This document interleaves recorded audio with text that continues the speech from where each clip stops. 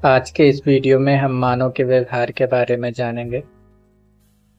व्यवहार का अध्ययन अनेक प्रसंगों में किया जा सकता है।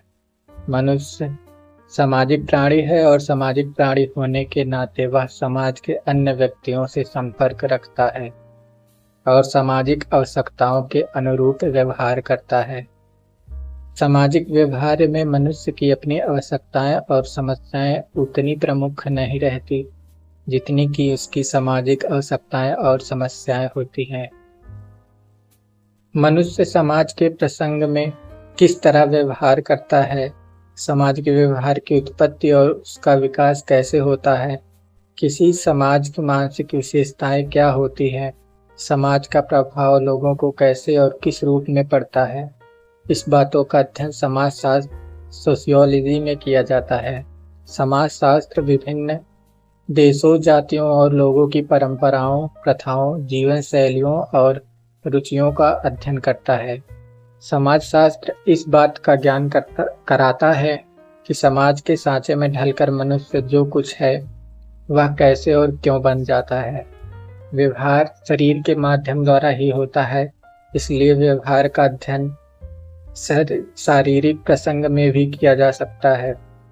शरीर और उसके विभिन्न अंगों का निर्माण और विकास कैसे होता है, विभिन्न शारीरिक अंगों के काम क्या होते हैं और वे उन कामों को कैसे करते हैं, अंगों को काम करने के लिए शक्ति कहाँ से और कैसे मिलती है, व्यवहार करते समय प्राणी की शारीरिक शक्ति क्या होती है, शारीरिक शक्ति का व्यवहार पर कैसा प्रभाव पड़ता है और व्यवहार और शारीरिक स्थिति में क्या संबंध है, इन बातों का अध्ययन शरीर विज्ञान में किया जाता है।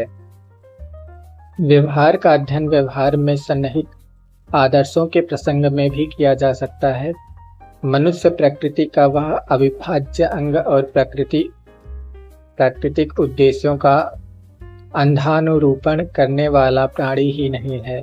उसे प्रकृति का अंग होने और प्रकृति नियमों द्वारा शासित होने की चेतना और अपने परिस्थितियों के बीच के संबंध का ज्ञान भी होता है। इस ज्ञान के आधार पर वह अपने कर्मों का निर्माण या निर्णय करता है, उनको शोभन और अशोभन, उचित और अनुचित ठहराता है। मनुष्य व्यवहार की परख और मूल्यांकन किसी आदर्श या मापदंड की तुलना में किया जा सकता है। शोभन और अशोभन क्या होता है, उचित और अनुचित क्या है, मानवीय व्यवहार में व्याप्त आदर्श क्या है, उनका उच्चतम रूप क्या है, इन बातों का विवेचन नीति शास्त्र में किया जाता है। नीति शास्त्र में व्यवहार के स्वाभाविक रूप का अध्ययन नहीं किया जाता, बल्कि व्यवहार को होना कैसे चाहिए यह देखा जाता है। नीति शास्त्र मानवीय व्यवहार को किसी आदर्श के अनुसरण के रूप में देखता है और व्यवहार के मापदंडों का निश्चय करता है। नीति शास्त्र मनुष्य और प्रकृति के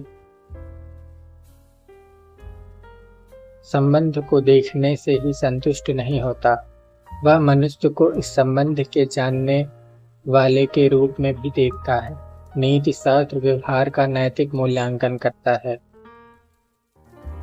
प्राणी और परिवेश। व्यवहार का विश्लेषण करने पर पता चलता है कि प्राणी व्यवहार किसी समस्या को सुलझाने के लिए करता है। जन्म से लेकर मृत्यु तक प्राणी के सामने कोई न कोई समस्या किसी न किसी रूप में आती रहती है और प्राणी व्यवहार द्वारा इन समस्याओं का समाधान करने का निरंतर प्रयत्न करता है। विज्ञानीय भाषा में समस्याओं की उत्पत्ति को परिवेश एनवायरनमेंट कहा जाता है। परिवेश में रहने वाले प्राणी को हर समय कुछ न कुछ संघर्ष करना ही पड़ता है। परिवेश के दो पक्ष होते हैं, आंतरिक और बाह्य। प्राणी के शरीर के अंदर जो शक्तियां काम करती हैं उनका आंतरिक परिवेश होती है और जिन शक्तियों का दबाव प्राणी पर बाह्य जगत से पड़ता है वे उसका बाह्य परिवेश होती है। प्राणी को प्रतिक्षण इन दोनों परिवेशों की शक्तियों से संघर्ष करके अपना संतुलन बनाए रखने की आवश्यकता पड़ती रहती है, क्योंकि संतुलन के भंग होते ही जीवन में व्यतिक्रम और अव्यवस्था आ जाती है। प्राणी और परिवेश में एक घनिष्ठ संबंध होता है। प्राणी अपनी रक्षा के लिए कठोर परिवेश से या तो बचने की चेष्टा करता है या फिर अपने हित के लिए परिवेश के विरुद्ध लड़ता है और उसे बदल कर अपने अनुकूल बना सकने की कोशिश करता है। परिवेश एक तरह की शक्ति या दबाव होता है जो प्राणी को कुछ न कुछ करने को विवश करता है।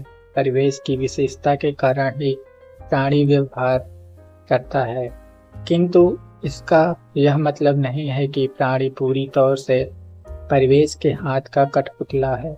निसंदेह या एक समय सीमा तक परिवेश पर अधिकार कर सकता है, उसमें रूप परिवर्तन कर सकता है, किंतु उसकी उपेक्षा कदापि नहीं कर सकता।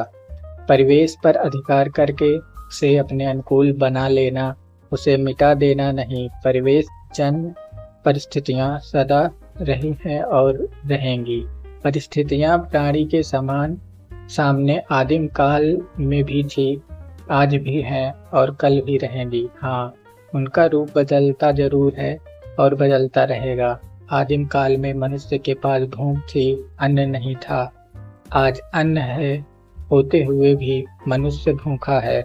आदिम काल में मनुष्य के पास आग नहीं थी, लेकिन खून की गर्मी थी खून में। आज आग है, लेकिन खून की गर्मी नहीं।